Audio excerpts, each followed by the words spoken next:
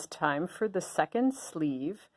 I wanted to say something before I start with this. I meant to say this in the last video.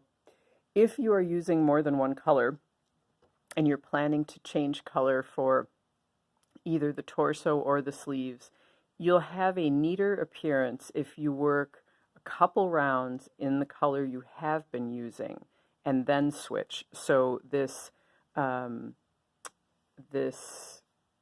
separation of the sleeves and casting on of the underarm will happen with the color that you have been using. And then I would, when I'm working the torso, I would work another round with the color I have been using before I change. And when I come back to the sleeves, I would pick up those stitches and start the sleeve with the color I have been using and then switch. There's a lot going on right here with the binding or the casting on and then later the picking up, and it will potentially look messier if two colors are involved. If it's all the same color, then if there's some irregularities, you can't really see it. So that would be my suggestion for handling a color change. All right, so here I am, next sleeve or raglan marker. I'm going to remove it, and this is my favorite tool for holding stitches that are not when there's more than a few and when those stitches want to make a tube.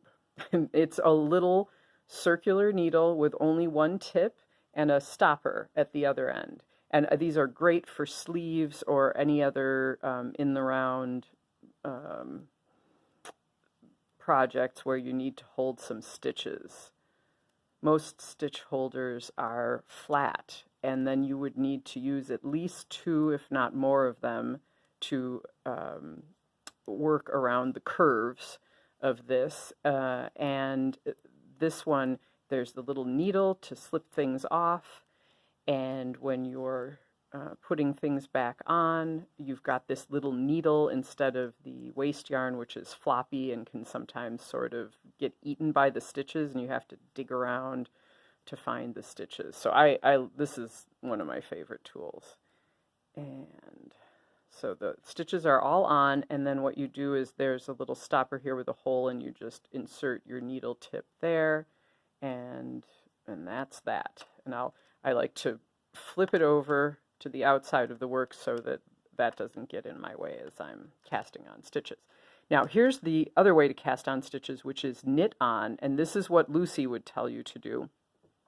The thing that you have to do for knit on, when we did the backwards loop, we were able to continue in the direction we were going. The yarn was over here, we're knitting right to left as always, and we just continued in that direction. To knit on, you have to flip your work. And what happens, so I'll move this yarn to the back.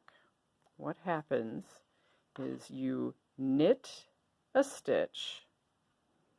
Don't slip this one off the left-hand needle, but instead mount this one on the right-hand needle. So now you've added one stitch. You can do it again. Knit a stitch. Don't slip it off the left-hand needle, but instead mount it to the right-hand needle. You can mount it, I'm mounting them so that they don't twist. You can mount them so that they do twist. In the case of an underarm, it really doesn't matter. Nobody's going to see it. It's just there for space and comfort of the wearer. And I'll do it with my right hand so you can see how that looks. Knit the stitch and mount it. One more. Oh boy. Knit the stitch. And if I wanted to twist it, I could mount it that way. And then you'll have to turn back to the way that you need your work to be for going in the round. There are your 4 knit-on stitches. And you will just continue as before, knitting into this first stitch. And keep going until you get to the beginning of the round. And then you're going to be working quite a while, just stockinette, to get to whatever length it is that you need for the torso part of the sweater.